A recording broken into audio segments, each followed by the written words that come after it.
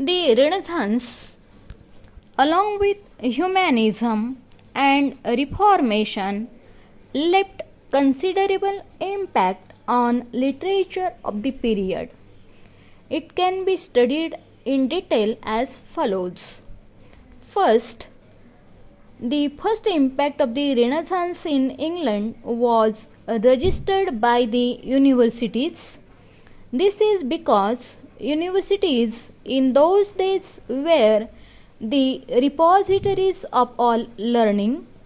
Some English scholars went to Italy and examined the manuscripts of the Greek scholars from Constantinople. Prominent among these scholars were William Grocyn and John Colet.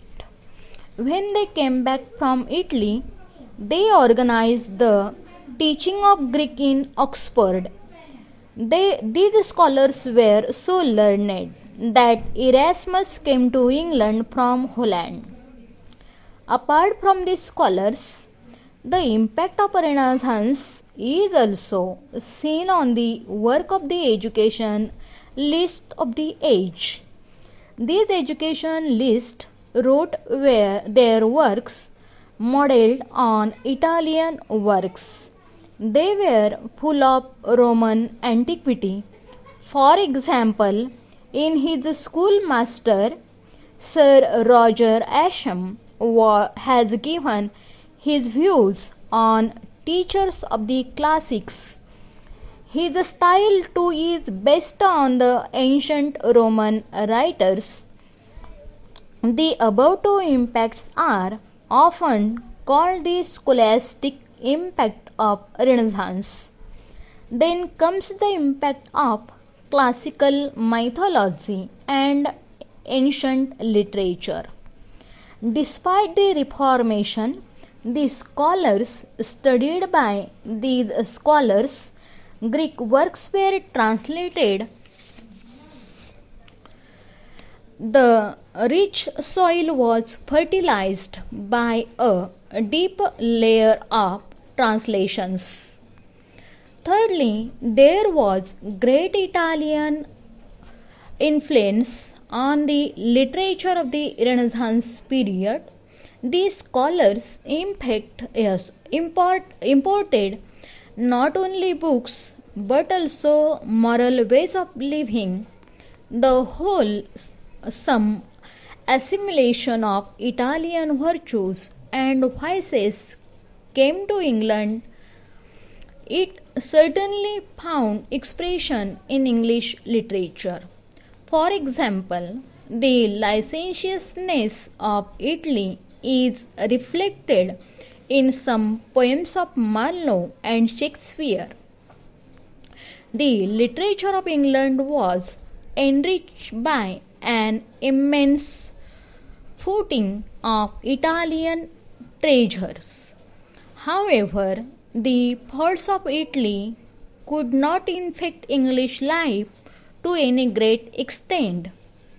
Fourthly, people found delight in the beauty of language. The reading of the ancient Oquint knew delight in the melody and beauty of language. The men became intoxicated with words. French and Latin words were borrowed. The English language was thus enriched continuously. Blank verse and sonnets became very popular in the Renaissance period. Fifthly, the spirit of discovery and adventures also finds its influence on literature. The voyagers could see beautiful natural scenes. They had to sail adventurously, so they wrote about their adventures and the scenes of nature. These accounts exercised a very healthy influence on the development of English prose style. Besides this, there are countless references and allusions to these travelers' tales in English literature. For example, Shakespeare's plays are full of such allusions. For example, Shakespeare's play The Tempest, which found such types of allusions in that play. Finally, Plato had great influence on the literature of the period. He proved to be the most valuable part of the Renaissance gift from Greece. For example, the Platonic doctrines that poets are divinely inspired was well known even to the man in the street.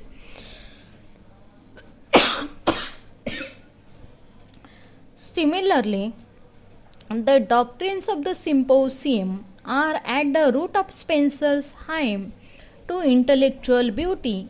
In the same way, Plato's Republic inspired More's Utopia.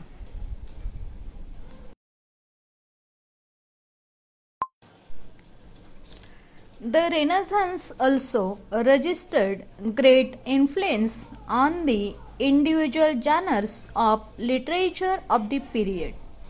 This impact on creative literature are as follows. Firstly, its influence on poetry. Poetry was greatly influenced by the Renaissance. Poetry seemed to awake from a long sleep. Old poetry declined and decayed. England needed poetry of a less medieval and a more humanistic kind. The late medieval allegories were abandoned. The stiff style was no more used. Really, the English poetry was kindled into new life by contact with the Italian Renaissance. Poetry of the period was influenced by the Renaissance in various ways. First, there appeared courtier poets. They started a new fashion of writing poems of personal kind.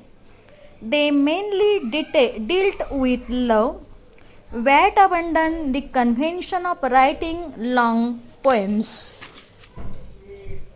The next important effect of the Renaissance was the revival of classical literature, which is often called humanism. Of all the Elizabethan poets, Spenser was most influenced by the Renaissance humanism.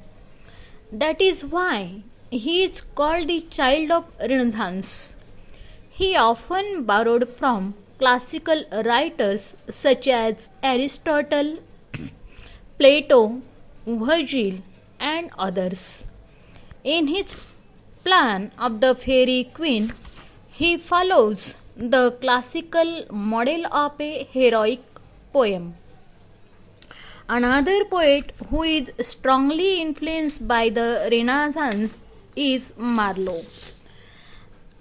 The Renaissance spirit lives and grows in every line of his poem, Hero and Leader. The influence of the Renaissance spirit is also found in the lyrics and songs of the Elizabethan period. The pastoral tradition of poetry and love poetry. Thus, the influence of the Renaissance on the English poetry is so great that England was turned into a huge nest of singing birds. The zest for life was one of the gifts of the Renaissance, and it found its expressions in songs. Now the influence on drama. Secondly, Renaissance exercised a great influence on the English drama. In the 5th century, drama in English was in the form of the moralities, but during the Renaissance period, it evolved into interludes. The interludes were secularized. though they were didactic, they were not concerned with the salvation of the soul. Similarly, the characters in the moralities were personalized, personified abstractions, but in the interludes, they became real men and women.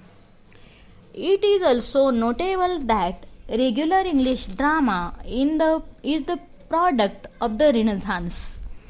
Because of the study of the classics, the scope of the drama was widened. Latin drama was taught in schools and universities.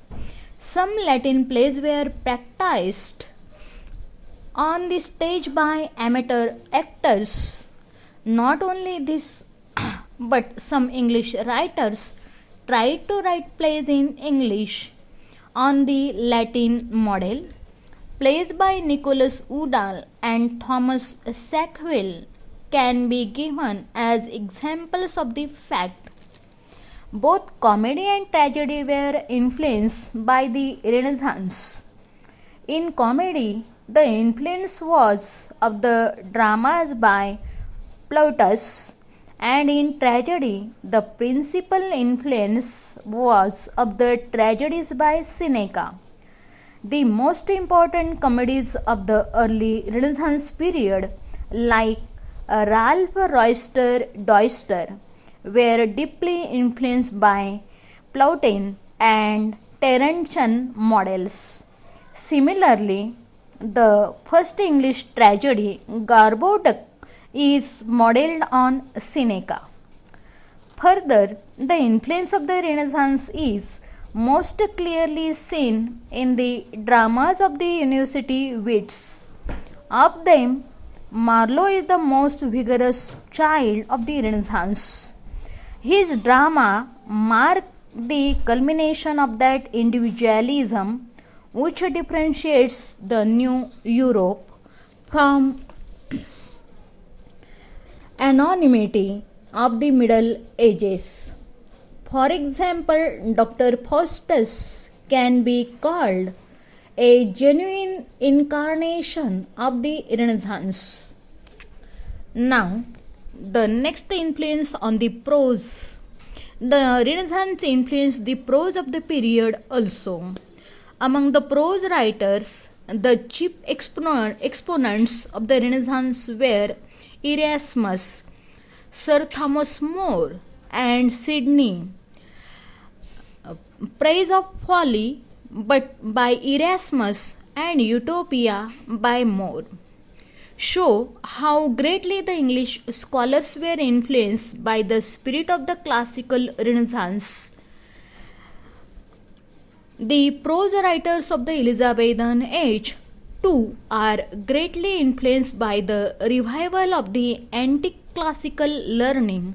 For example, Sidney's Arcadia is in the languages which is far away from the language of common speech. It is heavily laden with bits of classical finery. Similarly, Bacon's essays also are strongly influenced by the Machiavellian taste of the Renaissance. Thus, the influence of the Renaissance on the literature of the Elizabethan period is immense and remarkable. The revival of learning really provided great inspiration to the Elizabethan writers. The Renaissance enriched English language with many valuable words. It is the Renaissance which made the Elizabethan age the golden age of English literature. Thank you very much.